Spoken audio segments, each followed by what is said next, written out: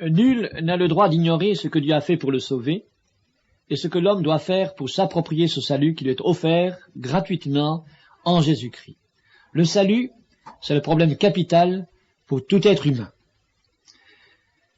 Transi de froid et tremblant de frayeur, un voyageur égaré erre la nuit dans une immense forêt. Il cherche un sentier susceptible de le mener vers un refuge. Ses yeux s'efforcent de percer l'inconnu des ténèbres qui l'environnent.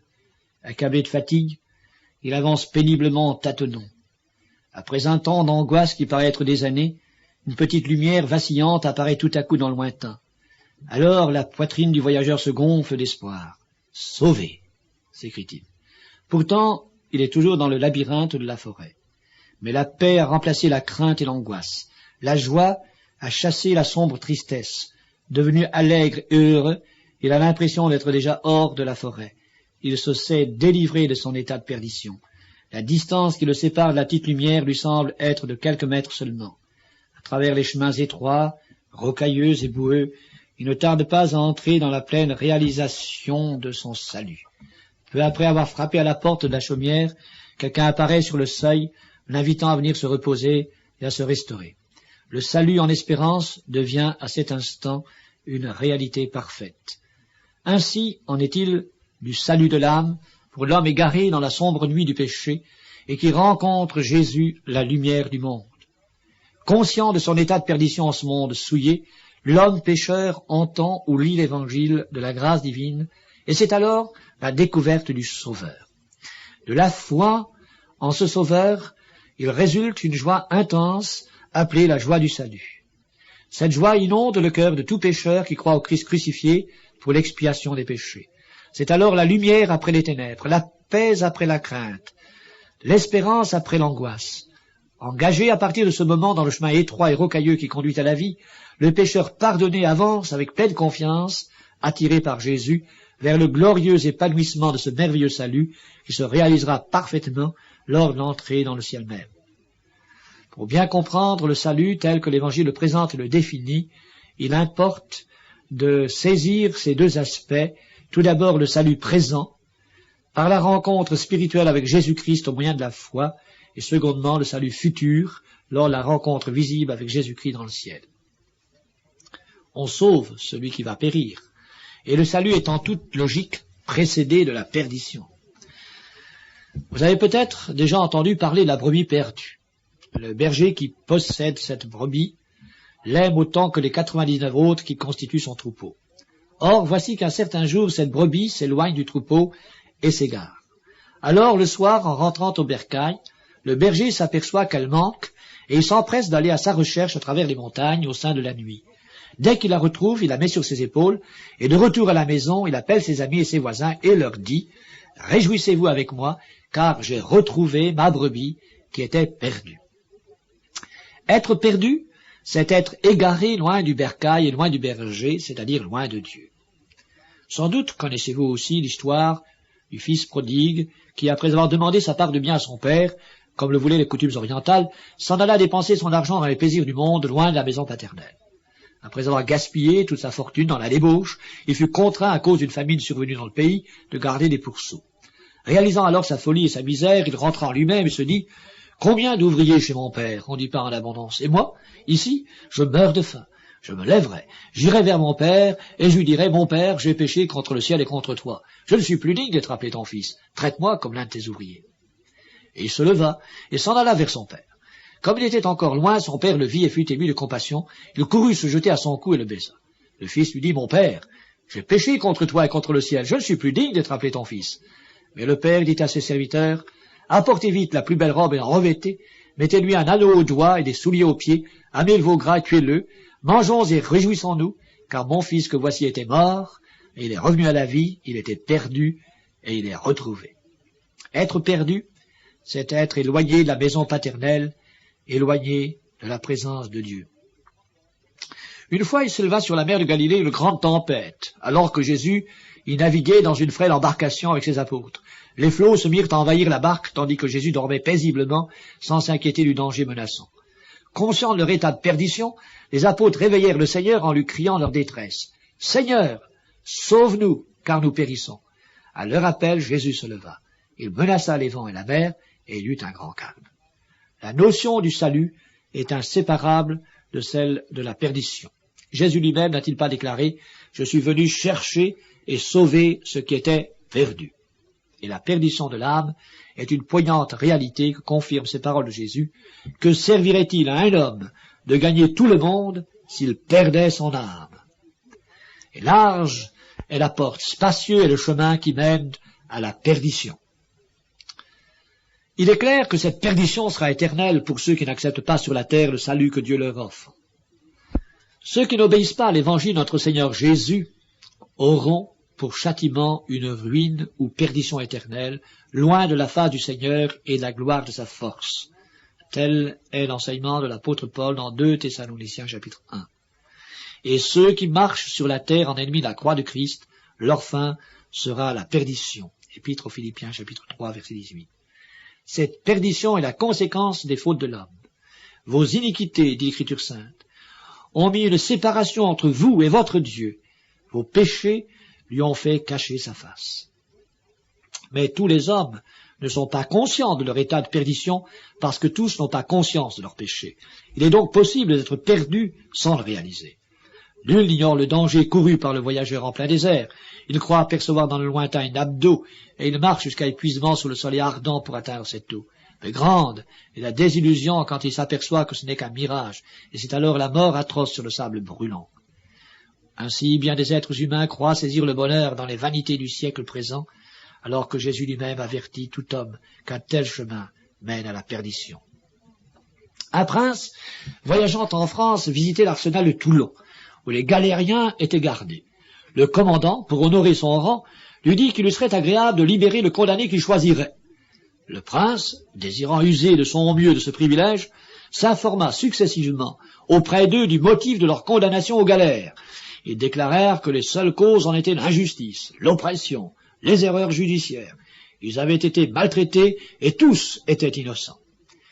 Puis, il s'approcha d'un condamné à qui il posa la même question et qui répondit « Monseigneur, je n'ai aucune raison de me plaindre, j'ai été très mauvais et je suis le dernier des misérables et c'est encore une grâce que je sois ici. » Le prince fixa les yeux sur lui et lui donnant une tape amicale sur la tête, lui dit « Vous, un méchant et un malheureux, c'est une pitié de vous avoir mis parmi d'honnêtes gens. D'après votre propre confession, cela suffit pour les corrompre tous, vous ne devez pas rester un jour de plus. » Et, se tournant vers l'officier, il lui dit « Voici l'homme que je désire que l'on relâche. » On ne peut imaginer l'amère remords qui remplit le cœur des autres hommes quand ils virent leurs compagnons s'en aller libres tandis qu'ils restaient sous leur condamnation. Tous parmi eux auraient pu être libérés s'ils avaient confessé leur culpabilité. Mais un plus grand remords attend celui qui entend ce message et qui refuse de confesser sa déchéance, sa culpabilité et sa juste condamnation et n'accepte pas le pardon de Dieu. Le premier pas pour être sauvé, c'est d'admettre que nous avons péché et que nous ne méritons que le châtiment. Alors nous comprendrons la signification de la mort du Christ pour nous. Puisque la conscience de l'état de perdition est liée à celle du péché, ceci nous amène à examiner à la lumière de l'Évangile ce que signifie le péché. Dans notre monde où les mots ont perdu leur valeur initiale, il est indispensable de mettre l'accent sur les vérités claires et convaincantes de la parole de Dieu. Voici une définition sans équivoque, relevée dans la première épître de l'apôtre Jean. Le péché est la transgression de la loi de Dieu. Il n'est pas question de faire une classification des péchés, une classification des transgressions de la loi de Dieu, car le salaire du péché, donc de tout péché, c'est la mort. Et d'autre part, quiconque observe toute la loi, mais pêche contre un seul commandement, devient coupable de tous, enseigne l'apôtre Jacques, chapitre 2 de son épître. Mais qu'est-ce que la loi de Dieu? La lecture de toute la Bible révèle que la loi divine, c'est à la fois l'interdiction de faire le mal sous quelque forme que ce soit, mais aussi l'ordre de faire le bien toutes les fois que cela est possible. Cette loi peut se résumer dans le mot amour, car Dieu lui-même est amour. Car l'amour envers Dieu et envers le prochain est la loi que le Seigneur lui-même nous a enseignée. En effet, les commandements, tu ne tueras point, tu ne déroberas point, tu ne convoiteras point. Et ce qu'il peut encore y avoir se résume dans cette parole, tu aimeras ton prochain comme toi-même. L'amour ne fait point de mal au prochain. L'amour est donc l'accomplissement de la loi. Et non seulement l'amour ne fait point de mal, mais elle fait le bien, car la loi de Dieu est positive. C'est pourquoi, dit l'apôtre Jacques, celui qui sait faire ce qui est bien et qui ne le fait pas commet un péché. Or, quel est l'être humain qui a toujours fait le bien qu'il pouvait faire?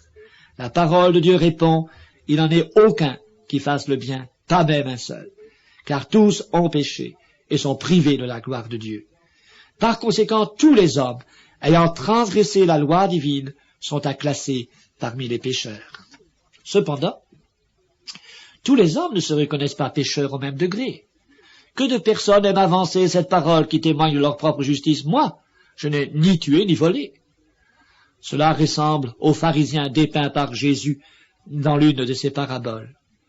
Le Seigneur le présente debout dans le somptueux temple de Jérusalem et priant ainsi, « Ô Dieu, je te rends grâce de ce que je ne suis pas comme le reste des hommes, qui sont ravisseurs, injustes, adultères, ou même comme ce publicain. Je jeûne 2 fois la semaine, je donne la dîme de tous mes revenus. » Et, afin de marquer la nuance avec le pécheur repentant que Dieu agrée, Jésus fait l'éloge du pauvre publicain, douanier de l'époque à la solde de l'armée occupante, et fait remarquer sa sincérité et sa confiance en la miséricorde divine. Il le décrit ainsi. Le publicain, se tenant à distance, n'osait pas même lever les yeux au ciel, mais il se frappait la poitrine en disant « Ô Dieu, sois apaisé envers moi, qui suis un pécheur. » Ceux qui se persuadent être justes, en se comparant à leur prochain qui a commis des péchés qu'ils jugent scandaleux, se classent parmi les orgueilleux, et l'orgueil n'est-il pas aussi la transgression de la loi divine? En vérité, tout homme doit prendre l'attitude du publicain et s'accuser, et plaider coupable, implorant le pardon de Dieu, et non pas s'excuser en s'exaltant et en flétrissant autrui. Dieu ne peut pardonner les péchés qu'à ceux qui les reconnaissent et résolument les condamnent. C'est pour eux que Jésus est venu. Le salut est pour les perdus, pour les égarés, pour les pécheurs qui implorent la bonté divine à l'exemple du publicain, sois apaisé envers moi. Mais peut-être certains ont la conscience profondément tourmentée et se demandent s'il y a aussi possibilité de salut pour eux. Qu'ils songent au brigand sur la croix, qui reconnut sa culpabilité en disant à son camarade, « Pour nous c'est justice, car nous recevons ce qu'ont mérité nos crimes. » Et qui adressa ensuite à Jésus cette prière, « Souviens-toi de moi quand tu viendras dans ton règne. » Jésus ne lui dit pas, « Tu n'entreras pas dans le ciel car tu as tué et volé », mais voyant sa repentance, il lui donna cette assurance, « Je te dis en vérité, aujourd'hui tu seras avec moi dans le paradis. » L'Évangile traite tous les hommes sur le même pied d'égalité. Il n'y est point question de degré de culpabilité. Tous les hommes ont péché. Face à la sainteté divine, aucun être humain n'échappe à ce fait qu'il est souillé. Quel serait en effet celui qui oserait affirmer avoir toujours pratiqué le premier et le plus grand commandement de Dieu, « Tu aimeras le Seigneur ton Dieu de tout ton cœur, de toute ton âme et de toute ta pensée. » Qui oserait prétendre n'avoir jamais offensé Dieu et avoir toujours fait le bien qu'il pouvait faire? Nul n'échappe à cette affirmation de l'Évangile, tous ont péché. Or, celui qui a péché, qui a commis une faute, est un coupable. Tous les hommes ayant péché, il s'ensuit logiquement qu'ils sont tous des pécheurs coupables. Un coupable étant toujours condamnable, donc tous les hommes sont condamnables. Le péché entraîne un châtiment. Le salaire du péché, c'est la mort. L'homme coupable et condamnable doit donc être châtié. Or, le châtiment résultant du péché étant éternel, comme il est dit dans Matthieu 25, 46, ceux-ci, en parlant des coupables repentis, iront au châtiment éternel, il se conçoit que l'homme ne peut pas expier son propre péché. C'est pourquoi Dieu a prouvé son amour à l'égard de sa créature pécheresse, misérable, en envoyant Jésus-Christ ici-bas à cause du péché et pour en faire l'expiation. Dieu, est-il écrit dans la première épître de Jean, chapitre 4, Dieu nous a aimés et a envoyé son Fils comme victime expiatoire pour nos péchés. Et ce sont tous nos péchés, de toute notre existence, et tous les péchés de tous les hommes qui veulent croire en lui, qu'il a expié. Car Jésus est lui-même une victime expiatoire pour nos péchés, non seulement pour les nôtres, mais aussi pour ceux du monde entier. Est-il écrit dans 1 Jean chapitre 2. Pour faire cette expiation, Jésus a dû être fait semblable à nous-mêmes, en prenant un corps tel que le nôtre. Mais que veut dire le mot expier? Étymologiquement, il signifie apaiser, mais en général, on lui donne le sens de payer jusqu'au bout. Le péché est considéré comme une dette qui doit être réglée par une peine équivalente à l'offense. L'expiation est le châtiment qui compense un délit. Selon la gravité de la faute commise, les hommes exigent comme condamnation la pendaison, la guillotine, la chaise électrique, le bagne, la prison, etc. On dit, dans le langage courant, qu'un condamné expie en prison. Il y a notion de réparation. L'expiation des péchés par Jésus-Christ est à la fois l'apaisement et le paiement. C'est un acte réparateur qui couvre le péché et apaise Dieu qui a été offensé. L'homme, ne pouvant pas réparer sa faute vis-à-vis de Dieu, en raison de la gravité de son péché aux conséquences éternelles, c'est Dieu lui-même qui, dans sa miséricorde, a pourvu au moyen du salut, en faisant subir par Jésus, seul innocent et juste, le châtiment qui nous donne la paix. Jésus ayant été frappé pour les coupables, l'expiation est accomplie, la justice divine est satisfaite. Cette expiation est parfaite et définitive. Celui qui y croit en devient le bénéficiaire. Ce qui a été expié une fois pour toutes ne s'expie plus. En conséquence, la doctrine du purgatoire qui s'exprime ainsi, les âmes qui vont au purgatoire y restent plus ou moins longtemps selon les fautes qu'elles ont à expier, et ceux qui y vont, ce sont ceux qui sont morts en état de grâce mais qui n'ont pas complètement expié leurs péchés sur la terre, est une flagrante erreur. Cet enseignement est en contradiction avec celui des Écritures qui affirme de façon formelle que le seul lieu d'expiation des péchés, c'est le mont Golgotha. La seule victime expiatoire, c'est Jésus. Si nous croyons cela, Dieu peut nous dire, ton iniquité est enlevée, ton péché est expié. Ésaïe chapitre 6, verset 7. Ainsi, pour les pécheurs qui se repentent, qui admettent qu'ils sont perdus dans leurs péchés, Jésus est véritablement le Sauveur. Avant la venue de Jésus sur la terre, comme victime expiatoire, les Israélites offraient à Dieu des animaux qu'ils immolaient en vue d'obtenir le pardon de leurs fautes. Mais ces sacrifices devaient être renouvelés chaque fois qu'un péché était commis, car il était impossible au sang des taureaux et des boucs d'ôter les péchés.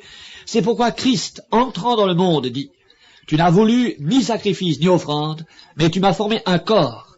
Tu n'as agréé ni holocauste, ni sacrifice pour le péché, alors j'ai dit, voici, je viens pour faire, ô Dieu, ta volonté. » C'est en vertu de cette volonté que nous sommes sanctifiés par l'offrande du corps de Jésus-Christ, une fois pour toutes. C'est ce que nous enseigne Hébreux chapitre 10, versets 1 à 12. Et c'est parce qu'il s'est offert lui-même en sacrifice une fois pour toutes que Jésus peut sauver parfaitement. Oui, il est le Sauveur parfait. Son œuvre expiatoire est parfaite. Jésus est le seul dont on puisse dire qu'il est l'agneau immolé saint, innocent, sans tache, séparé des pécheurs et plus élevé que les cieux. Hébreux chapitre 7. Il est le sacrifice parfait et infini qui a satisfait la justice divine en réparant les péchés infinis de tous les hommes. Le salut qu'il offre en son sacrifice sanglant peut ainsi s'étendre aux hommes de toute tribu, de toute langue, de tout peuple et de toute nation. Apocalypse chapitre 5 verset 9. Si Jésus avait eu les mêmes imperfections que nous, il n'aurait pas pu être notre sauveur. Il était saint. S'il avait été coupable, il n'aurait pas pu se charger de nos fautes. Il était innocent.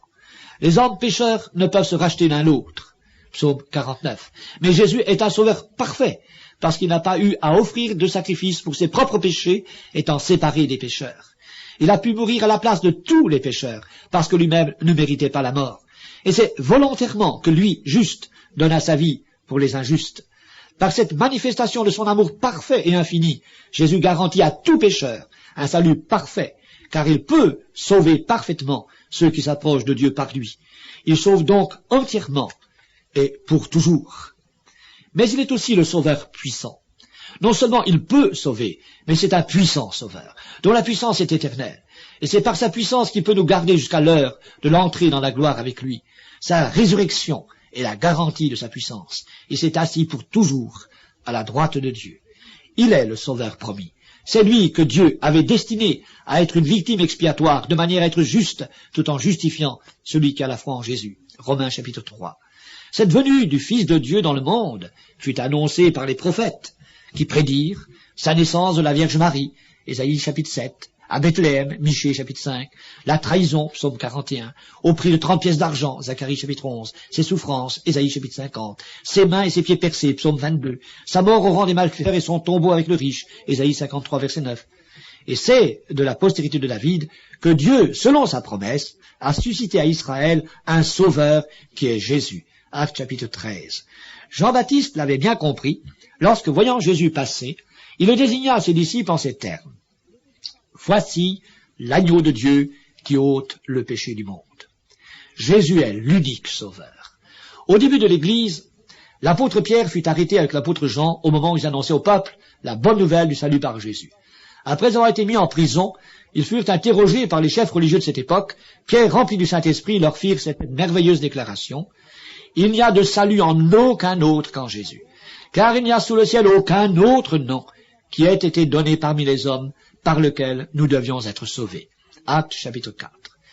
Il n'y a l'ombre d'aucun doute. Le seul sauveur pour l'homme perdu dans ses péchés, c'est Jésus.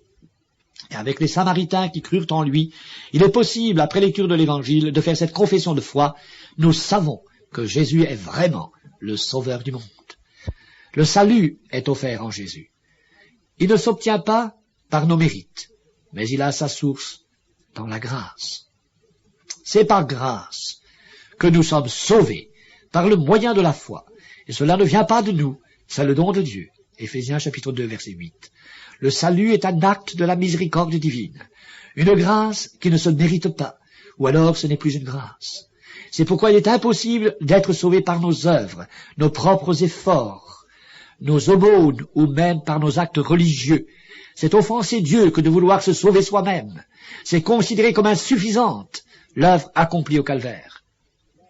L'amnistie est une image de la grâce divine. C'est un pardon général, un acte du pouvoir législatif qui efface un fait punissable, arrête les poursuites, anéantit les condamnations qui en découlaient. De même, la grâce de Dieu anéantit la punition du pécheur, en la faisant subir par son Fils unique, puis efface le fait punissable qui en est la cause. Je ne me souviendrai plus de leurs péchés, de leurs iniquités, est-il écrit dans Hébreux chapitre 10. Il importe maintenant de savoir comment il est possible de bénéficier de cette grâce divine. Ceci revient à poser la question que le gardien de la prison de la ville de Philippe adressa à l'apôtre Paul. Que faut-il que je fasse pour être sauvé? La réponse fut simple et précise. Crois au Seigneur Jésus et tu seras sauvé. Nous pouvons donc être certains de notre salut. Le voyageur, égaré dans la nuit, sait qu'il est sauvé lorsqu'il aperçoit la lumière. Le naufragé sait qu'il ne périra pas lorsqu'il a saisi la bouée. De même, si le pécheur perdu regarde à Jésus et saisit en lui le salut de Dieu, il est sauvé. Pas besoin de sentir intérieurement que l'on est sauvé. Ce qui est très important, c'est surtout de savoir que l'on est sauvé. Beaucoup de personnes ont trop confiance dans les sentiments qu'ils éprouvent plutôt que dans la vérité écrite de la parole de Dieu. C'est pourquoi j'invite chacun à fonder sa foi sur les paroles vraies et sûres de l'Évangile et non sur des impressions intérieures. Voici quelques versets que j'ai glanés pour vous, quelques affirmations indiscutables de la parole de Dieu et qui apportent la certitude du salut que Dieu offre en Jésus-Christ. Jean, chapitre 6, verset 47, dit ceci. « Celui qui croit en moi a la vie éternelle. » Jésus ne dit pas « il aura », mais il a la vie éternelle. Le salut n'est pas problématique. Dès que sa foi est placée en Jésus, le pécheur possède le salut. La vie éternelle commence dès l'acceptation de Jésus comme sauveur. Je crois en Jésus mort pour expier mes péchés au calvaire, donc j'ai la vie éternelle. Éphésiens chapitre 4 verset 32 dit « Dieu vous a pardonné en Christ ». Il n'est pas écrit « Dieu vous pardonnera », mais Dieu a pardonné. C'est une chose faite. J'accepte Jésus comme mon sauveur, donc je suis pardonné. Il ne me reste plus qu'à le remercier pour son pardon et lui prouver ma reconnaissance en l'aimant et en le servant avec joie. Dans Colossiens 2, verset 13, il est écrit « Dieu nous a rendus à la vie avec lui en nous faisant grâce pour toutes nos offenses. Quelle que soit à vue humaine la gravité de nos péchés, Dieu nous fait grâce pour tout notre passé, si sombre a-t-il été. Puisque Dieu m'a fait grâce, je n'ai plus à lui demander pardon pour mes péchés passés, mais à le louer pour son merveilleux salut. » Dans la première épître de Jean, chapitre 2, verset 12, je lis « Vos péchés vous sont pardonnés à cause de mon nom. » C'est une chose accomplie. Vos péchés sont pardonnés. Voilà pourquoi Dieu me considère comme juste en Jésus-Christ. Pardonné à cause du nom de Jésus. Et étant justifiés par la foi, nous avons la paix avec Dieu par notre Seigneur Jésus-Christ, est-il écrit dans Romains chapitre 5 verset 1. Puis dans la première épître de Jean chapitre 5 verset 13, je lis « Je vous écris ces choses afin que vous sachiez que vous avez la vie éternelle, vous qui croyez au nom du Fils de Dieu. Ainsi donc, celui qui croit sait qu'il a la vie éternelle. Sa foi repose sur la parole de Dieu et non sur le sentiment. En conséquence, elle est inébranlable. Il sait. Et il ne peut pas y avoir présomption à croire ce qu'affirme l'Écriture, mais il y a manifestement incrédulité à ne pas accepter les vérités de l'Évangile. Dans Romains chapitre 8, verset 1, je lis « Il n'y a donc maintenant aucune condamnation pour ceux qui sont en Jésus-Christ. Je suis en Jésus-Christ parce que je crois en lui. Je n'ai donc à craindre aucune condamnation. La peur des tourments a fait place à la joie débordante de l'espérance glorieuse des enfants de Dieu concernant la félicité éternelle dans le royaume de Dieu. Maintenant, il n'y a aucune condamnation. Quelle certitude! Tel est le salut présent et merveilleux. Et comme le dit l'apôtre Jean dans sa première épître, chapitre 3, versets 1 et 2, voyez quel amour! Le Père nous a témoigné pour que nous soyons appelés enfants de Dieu. Et nous le sommes. Bien-aimés, nous sommes maintenant enfants de Dieu. Oui, nous le sommes. Pas demain, mais maintenant. Notre salut n'est pas une supposition, un vague espoir. C'est une certitude absolue. Le Nouveau Testament est rempli de semblables affirmations. Celui qui doute de son salut, c'est celui qui ignore les révélations divines. Appuyez votre foi sur les paroles inspirées de Dieu et contenues dans la parole de Dieu, le Nouveau Testament. Et souvenez-vous de cette parole de l'ange au berger lors de la naissance de Jésus. Je vous annonce une bonne nouvelle qui sera pour tout le peuple le sujet d'une grande joie. C'est qu'aujourd'hui, dans la ville de David, il vous est né un sauveur, qui est le Christ, le Seigneur. Et cet écho retentit à travers toutes les pages des Saintes Écritures, comme en ce texte d'or de l'évangile de Jean, chapitre 3, verset 16. Dieu a tant aimé le monde, donc toi aussi, qu'il a donné son Fils unique, afin que quiconque, donc toi aussi, croit en lui, ne périsse point, mais qu'il ait la vie éternelle.